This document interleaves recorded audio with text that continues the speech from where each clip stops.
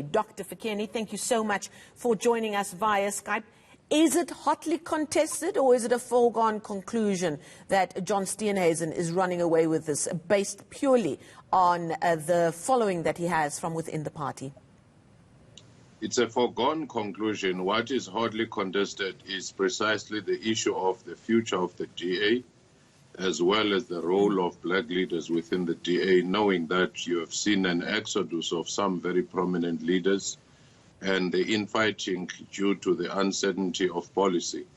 Of course, the policy conference has settled that to say DA is now retracting from the position they had taken of trying to go aggressively in getting black leaders into top positions, and also in looking at race as a factor in trying to deal with the redress issues. What is left now is Mbali might be the last voice in that particular debate, which is almost lost. Dr. Fikeni, let's talk about Ntuli for just a moment, Mbali and Ntuli. Some people are reading about a Steenhuisen comment, some suggesting what I'm about to read out is a bit of a jab at Mbali and Ntuli, and I quote, "Instead of criticizing the DA in the media, I worked hard to improve its image." Where I'm going with my question is this infighting and this jostling for the top position. What is going to happen within the DA after the result is announced? Bearing in mind, many critics have said the DA is fighting two fronts. A, the opposition parties, but also fighting within themselves. And some are going to ask about unity after this announcement today. Well, it is unlikely that there will be any olive branch extended to Mbali Ntuli, because it looks like the establishment, as well as the institutional culture, is stacked against her. She's fighting literally as an outsider, and she's fighting as a person who is not part of the establishment, which has made a determination as to where it is going, what its ideological posture is. And the reason for some to start speaking in the media, as you saw, Maimane Mashaba, Patricia Delil, and to some extent Lindwe Mazibuko, it's precisely because once internal democracy is stifled by what looks like protocols, then people start speaking outside. Modi was the latest case. And comments made by John Steenhuisen just yesterday saying in his stump speech that a part and parcel of what he'll do if elected is bring back discipline into the party and no more of this talking outside of the party lines. Is it fair to criticize that that's a bit of a antiquated approach to the way modern politics perhaps runs going forward? Certainly, whilst it is important for a party to have some code of discipline, but that code of discipline very often for growing parties which are experiencing challenges, as you saw with the ANC, is often used at times to stifle internal discourse and internal debate and even exploration of new innovative ways of reaching, the broader population on the issues.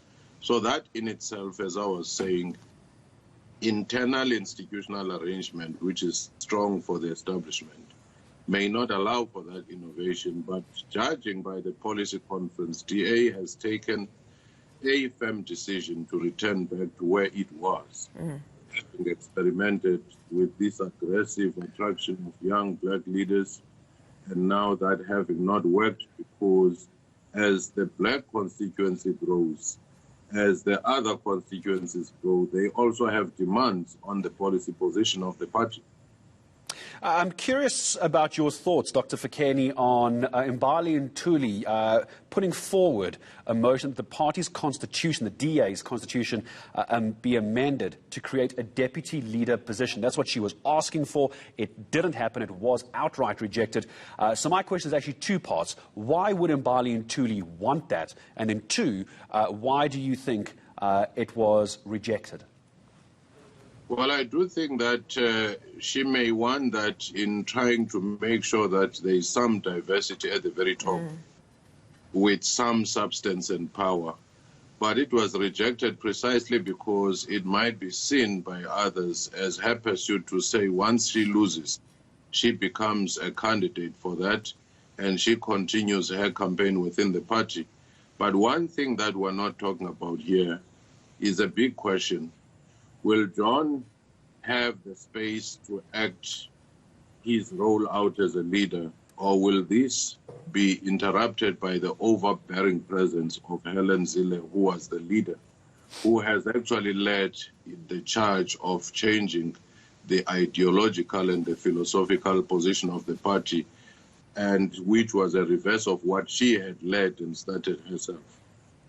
Just in closing, Dr. Fikeni, do you believe that the DA, at the core of what the DA wants to do going forward is still to lead South Africa? And do you think what you've seen from their strategy over the last year or so allows us to believe that that's what they want to do?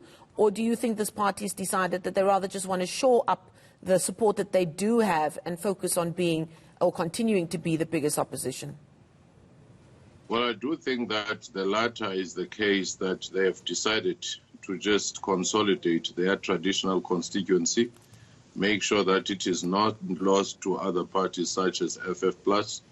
And the problem is that even as a strong opposition or main opposition, if they do not reach out to other predominantly black opposition parties, then the notion of coalition, which they had invested so much in as a way of displacing the dominant ANC party or any other dominant party, is almost lost when you look at the relationships with the other opposition parties, as well as the fact that those who left with grievances in the party are forming their parties, which will actually be squaring up against the Democratic Party or Democratic Alliance for the same constituency. All right, Dr. Somadoda Fikeni, as always, a pleasure speaking to you on what is day 2 of the DA Federal Congress. It's really the leadership race, which, as we heard from the good doctor, is, in his words, a foregone conclusion, it seems. Indeed, and we'll be bringing you the very latest from that throughout the day.